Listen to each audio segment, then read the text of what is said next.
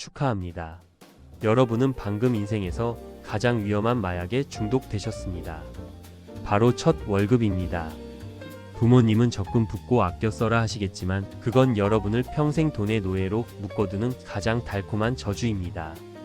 물가는 매년 폭등하는데 월급은 쥐꼬리만큼 오르고 은행 이자도 제자리 걸음이죠. 가만히 앉아서 적금만 붓는 건 구멍난 배에서 열심히 물을 퍼내는 것과 다를 바 없습니다. 남들처럼 평범하게 살고 싶다고요? 그 평범함이 바로 당신을 벼랑 끝으로 몰아넣는 함정입니다. 은행원의 친절한 미소 뒤에는 당신의 돈을 굴려 자기들 배를 채우려는 계산이 숨어 있습니다. 성실하게 저축만 한 사람은 가난해지고 영리하게 빚을 낸 사람이 부자가 되는 이 잔인한 자본주의의 민낯을 직시해야 합니다. 이제 그 불편한 진실의 문을 열어보겠습니다. 월급은 당신의 야망을 마비시키는 마취제입니다. 매달 정해진 날짜에 들어오는 그 숫자가 당신을 굶어 죽지 않게 만들지만 동시에 당신을 회사의 부품으로 평생 박제해버립니다. 퇴근 후 지친 몸을 이끌고 침대에 누워 이번 달도 버텼다라고 안도하는 순간 당신의 경제적 자유는 1년 더 멀어집니다. 월급은 당신의 시간을 가장 헐값에 사기 위한 기업의 전략입니다. 사회초년생들이 흔히 하는 착각이 월급을 내 돈이라고 생각하는 겁니다. 하지만 아닙니다. 그건 미래의 당신이 자유를 사기 위해 지금 잠시 맡겨둔 총알일 뿐입니다. 이 귀한 총알을 술값이나 명품 가방에 낭비하는 건 전쟁터에서 무기 없이 적진으로 뛰어드는 것과 같습니다. 이 마약 같은 월급에서 벗어나 진정한 주인으로 거듭나려면 우리는 무엇을 가장 먼저 해야 할까요? 모든 경제책이 말하는 1억 모으기, 사실 사회초년생에게는 고문과도 같습니다. 숨만 쉬고 모아도 몇 년이 걸리는데 그 사이 집값은 당신이 모은 돈의 몇 배로 뛰어오르죠. 숫자를 쌓는 방식의 저축은 이미 실패한 전략입니다. 1억이라는 숫자에 집착하지 마세요. 대신 당신의 경제적 체급을 키우는 훈련에 집중해야 합니다. 돈은 모으는 게 아니라 불리는 것입니다. 단순히 커피 값을 아끼는 궁상 재테크는 당신의 정신을 피폐하게 만듭니다. 작은 돈을 가두지 말고 시장의 흐름에 태워보내는 법을 배워야 합니다. 1,000만 원을 굴려보지 못한 사람은 1억이 생겨도 그걸 지킬 능력이 없습니다. 진짜 종잣돈은 통장의 잔고가 아니라 당신이 시장에서 깨지며 얻은 그 쓰라린 경험에서 나옵니다. 금액보다 중요한 것은 당신의 투자 감각입니다. 복리의 마법? 아니요, 사회초년생에게 복리는 저주에 가깝습니다. 당신이 학자금 대출이나 카드 할부를 가지고 있다면 이자가 이자를 낳는 속도는 당신의 저축 속도를 비웃으며 달려나갑니다. 복리는 자산이 있는 자에게는 날개를 달아주지만 빚이 있는 자에게는 발목을 잡는 무거운 쇠사슬이 됩니다. 아인슈타인이 말한 이 위대한 힘을 당신은 어느 쪽으로 사용하고 있습니까? 재테크의 영순위는 플러스 수익을 내는 게 아니라 마이너스 복리를 잘라내는 겁니다. 고이율 대출을 놔두고 주식을 하는 건 밑 빠진 독에 물 붓기입니다. 독의 구멍부터 메우십시오. 그 후 아주 작은 눈덩이라도 제대로 굴리기 시작할 때 시간은 비로소 당신의 편이 됩니다. 이 작은 눈덩이가 언제쯤 거대한 산사태가 되어 당신에게 자유를 가져다 줄지 상상해 본 적 있으신가요? 명문대를 나오고 대기업에 들어갔다고 해서 당신의 경제 지능이 높을 거라는 착각은 버리세요. 오히려 공부만 잘했던 사람들이 시장의 변동성에 가장 먼저 무너집니다.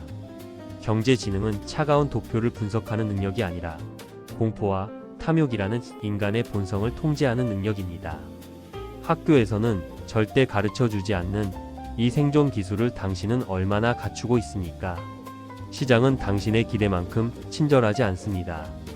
전문가들이 TV에 나와 떠드는 장밋빛 전망은 당신에게 물량을 넘기기 위한 미끼일 수 있습니다. 스스로 판단할 기준이 없다면 당신은 영원히 타인의 돈벌이를 위해 이용당하는 장기판의 말에 불과합니다. 남의 뒷공무니만 쫓다가 상투를 잡고 피눈물을 흘리기 전에 나만의 흔들리지 않는 원칙을 세워야 합니다. 주변에 누가 코인으로 대박이 났다는 소리에 흔들리지 마세요. 투자의 제일 원칙은 수익이 아니라 생존입니다. 한 바구니에 모든 달걀을 담는 건 투자가 아니라 도박입니다.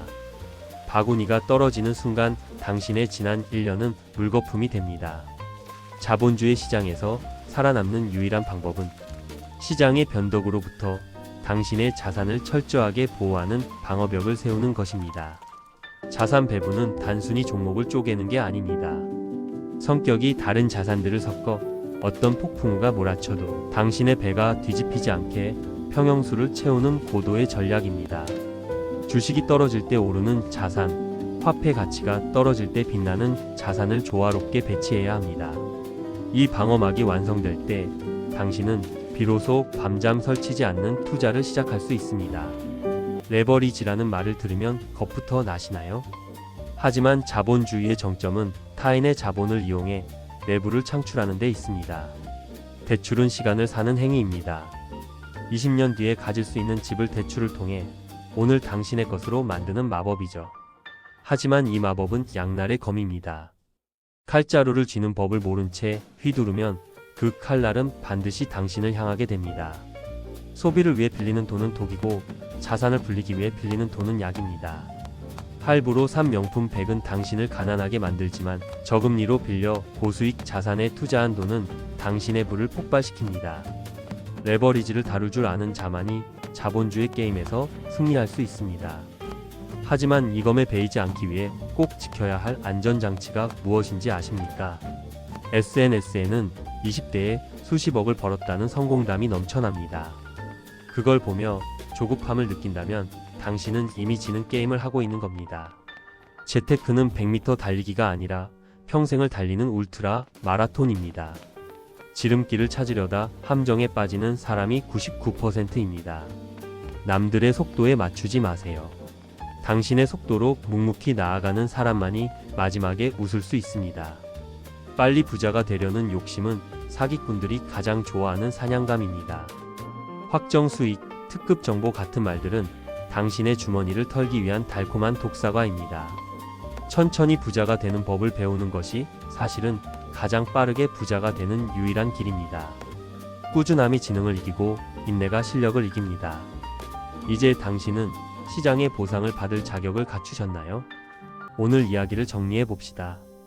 저축이라는 감옥에서 나와 시스템을 이해하고 나만의 자산 배분 원칙을 세우십시오.